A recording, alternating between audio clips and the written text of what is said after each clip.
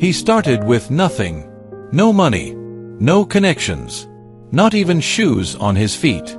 But by the end of his life, he built America's steel empire, then gave away nearly all his fortune.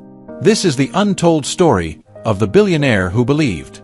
The man who dies rich, dies disgraced. From a poor Scottish immigrant to one of the richest men in history, Andrew Carnegie's rise was legendary. But behind his steel empire was a story of labor conflict, radical generosity, and a belief that wealth must serve humanity.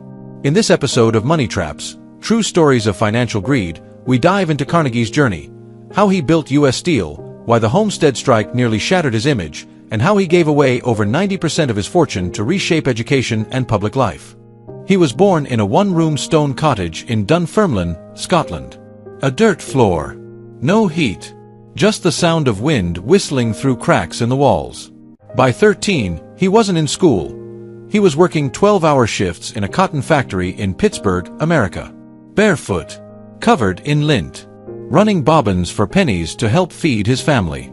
While other kids dreamed of toys, Andrew Carnegie dreamed of a way out. Andrew Carnegie didn't just see opportunity in steel. He saw the future of a nation being built, and put himself at the center of it. While others focused on one part of the process, Carnegie mastered all of it. He bought the mines that produced the iron, the railroads that transported it, the furnaces that forged it, and the ships that moved it across the country.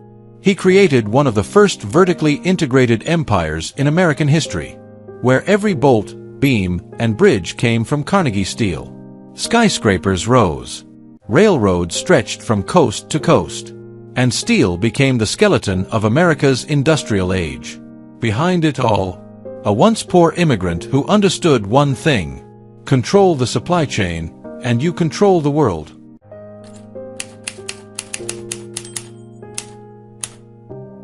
He wasn't just building steel. He was building the future. Every beam he forged laid the foundation for America's rise. From factories to railways, from bridges to entire cities. Carnegie understood that steel wasn't just a material. It was momentum, infrastructure, power. He saw what others didn't.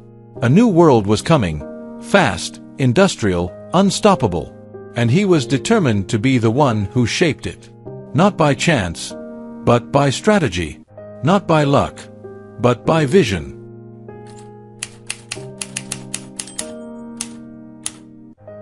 But not all was golden.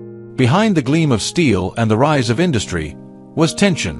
In 1892, that tension exploded. The Homestead Strike, a battle between Carnegie Steel and its workers. Demands for fair wages were met with armed guards. Shots were fired. Blood was spilled. Lives were lost. What was meant to be progress turned into a national tragedy. And while Carnegie was far from the scene, vacationing in Scotland, the stain of that moment clung to his legacy. To many, he was no longer just a builder of America. He was the man who let loyalty bleed at the gates of his empire. Still, despite the blood on his empire, Andrew Carnegie chose not to die a billionaire. He gave away over 90% of his fortune, nearly $350 million in his time. He built over 2,500 public libraries across the world, funded schools, universities, and scientific research, pushed for world peace, even building a foundation to end war itself. Because, in his own haunting words, the man who dies rich, dies disgraced.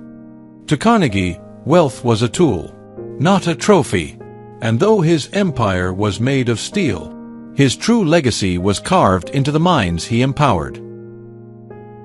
He came from nothing, built everything, then gave it all away.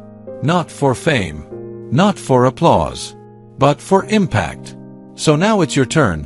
What's your biggest lesson from Andrew Carnegie's story? Drop it in the comments. We're reading every one. If this hit you like it hit us, smash that like button. Hit subscribe and turn on notifications. And share this with someone who needs to hear that wealth without purpose is wasted.